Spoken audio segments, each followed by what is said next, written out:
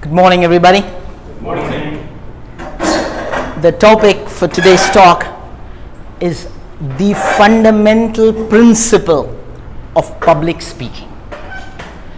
Ralph Waldo Emerson once said, "Principles are few, methods are many. The man who grasps principles will successfully select his own methods. But the man who tries methods, ignoring principles, is soon to see trouble." So what we have to understand is grasp the fundamental principles of any skill that you want to develop. And the skill that we are talking about is public speaking, which we all aspire to become. So may I ask you, what you think is the fundamental principle of public speaking? What is the fundamental principle of a public speech? Yes, anyone? The fundamental principle of any public speech. Anybody? Have a message to deliver. Okay, message to deliver. Pronunciation and vocabulary. And passing the feelings. Passing the feelings. Sending the idea or a message. Sending the idea or the message. Absolute. Sorry? Get out of the stage fear. Get out of the stage fear. Fine.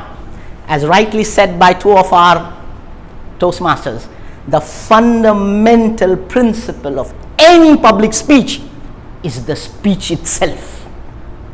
The message that you want to convey. The idea or the thought that you so desperately want to share with people.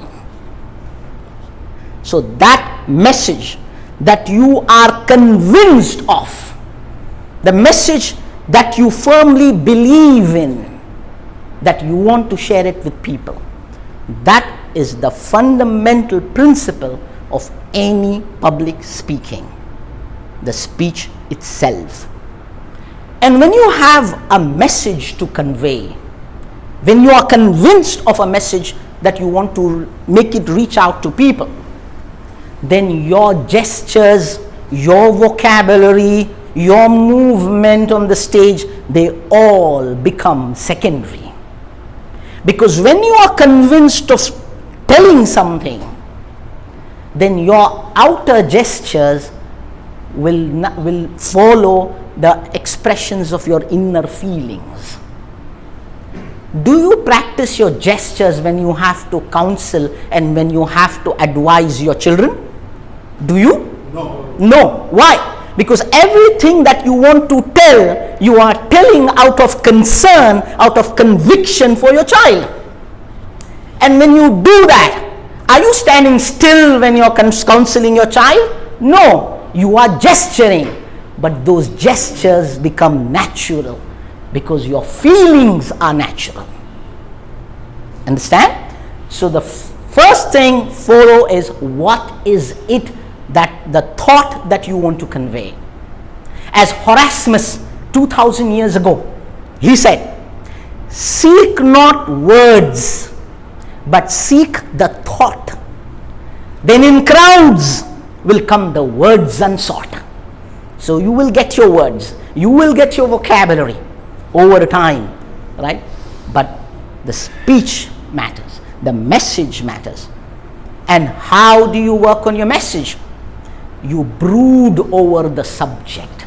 You think day and night over the subject that you want to convey. So that is the way you convey a speech, right? This was a very short discourse on this is the fundamental principle, not the only principle. And of course, it's a course in itself, right, of what are the fundamental principles and how you develop it. So since this was for a short duration, so this is what it is. Whenever you give a speech, know your message. What is it that you want to convey?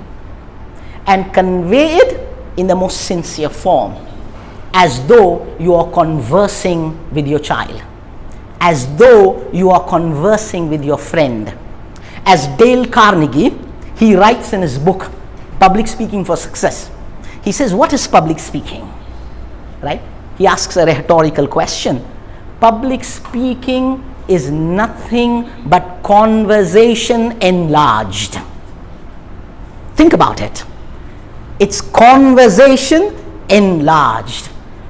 Imagine you are sitting across a table conversing with your friend.